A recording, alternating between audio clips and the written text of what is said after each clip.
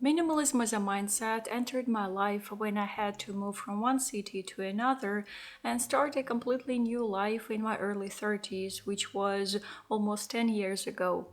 I was terrified to see all the boxes and bags that I had to pack, to send, to pay for, and then to arrange in a new place.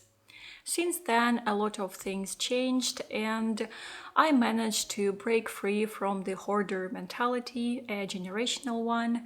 And today, I want to share with you the most important life changing lessons that I've learned from my years as a minimalist. By the way, if you're new here, welcome. I'm Anna, and this channel is about minimalism, intentional living, and personal adventures of a heavy duty introvert. And if you're back, I'm so glad to have your company again. So, lesson number 1. The urge to buy is contagious. I bet that you can feel this very well amidst the Black Friday craze. Even if you don't plan to purchase anything, just watching other people buy things, unpack them, showing what they got, can make you feel like you need that as well. Scientific research shows that humans, like monkeys, have certain types of neurons that fire when simply watching someone else carry out an action, even when we ourselves are not doing the same thing. Such neurons help us prime to understand and identify with other people. When I decided to own less stuff, I had to learn to track where my urge to buy things came from. And most often it came from watching other people's purchases. And to tell you the truth, I'm still prone to that, and I think it's normal. It's just a very challenging task to unwire your own brain. And I think that the best strategy in this respect is just to take time and let the urge settle. In most situations, you will find that you don't really need that thing and that you are completely fine with what you already have. Lesson number 2. Things have weight, physical and mental.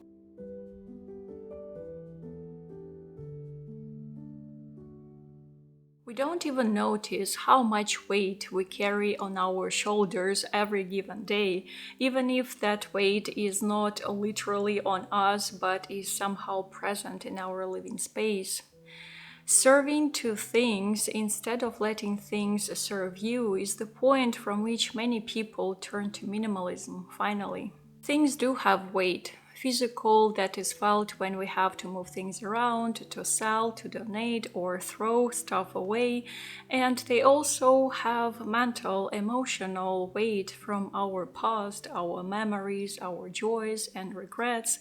And often it's very hard to notice the moment when this weight stops being comforting and becomes very overwhelming. Sometimes it's a symptom of our refusal to change, to move on.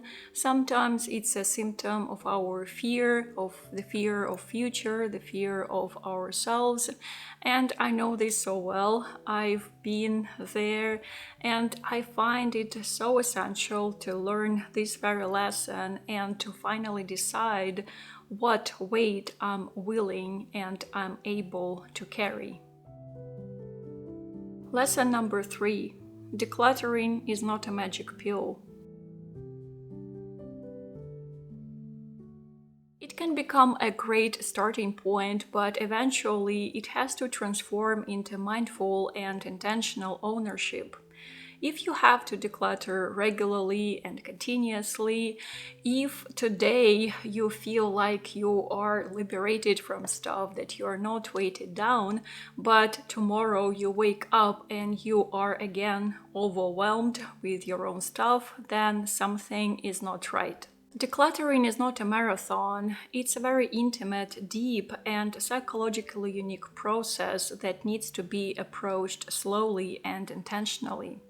When other people tell you what exact things you need to declutter in order to live a happier life, of course it's very easy to follow that ready-made recipe, that scheme, one size fits it all solution, but there is another way, a slower and more mentally demanding one. To analyze your purchase behaviors, your ownership habits, your insecurities, and fantasy selves. This is what minimalism is about: living better with less, not just living with less. Lesson number 4. My self-worth is not defined by size and quantity. I grew up in late and post-Soviet Russia when a lot of basic things were scarce, from food to clothes. I was lucky to go to one of the best schools in our Siberian city. It was a linguistic gymnasium, and most of my schoolmates were from pretty well-off families, and I felt so horrible and embarrassed when I had to wear valenki during harsh winters, or when I didn't change my clothes that often because I had very few clothes and we didn't own any washing machine back then. So yeah, I don't miss those years at all. But when I chose to intentionally own less, I had to go back to my childhood, to my poverty-induced insecurities, and work through them.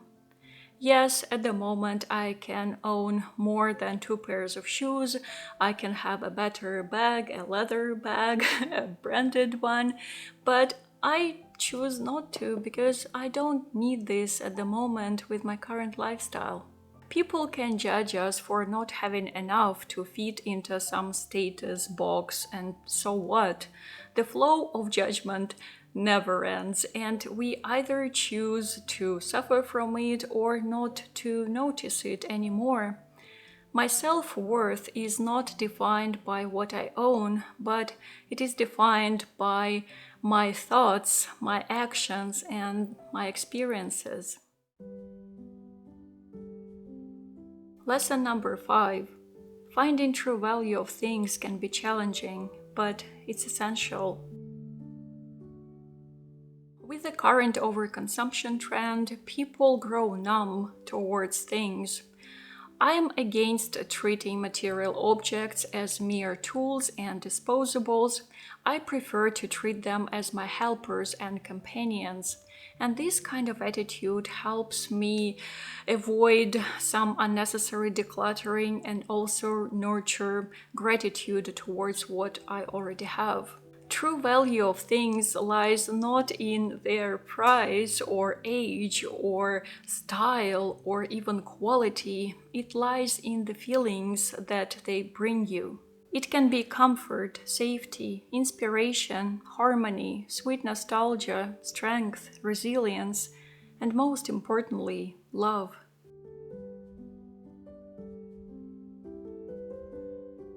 Lesson number 6. Minimalism can be applied to every aspect of life.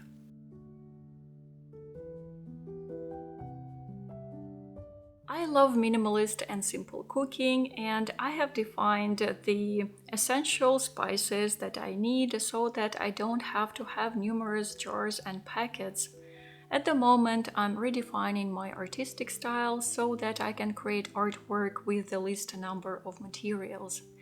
And I'm also trying to master the skill of decluttering anxiety and stress-based mentality in order to embrace the present day with everything that it has to offer. We cannot be less than we feel ourselves to be. So why not letting ourselves be more instead of owning more? Let me know in the comments which of these lessons resonated with you the most, and also feel free to share your thoughts and experiences. Thank you so much for your time and attention, dear friends, and huge thanks to everyone who supports me through Patreon and other tipping platforms, because thanks to you, this channel exists. And for now, be safe and keep your heart open, and I will see you soon. Пока-пока.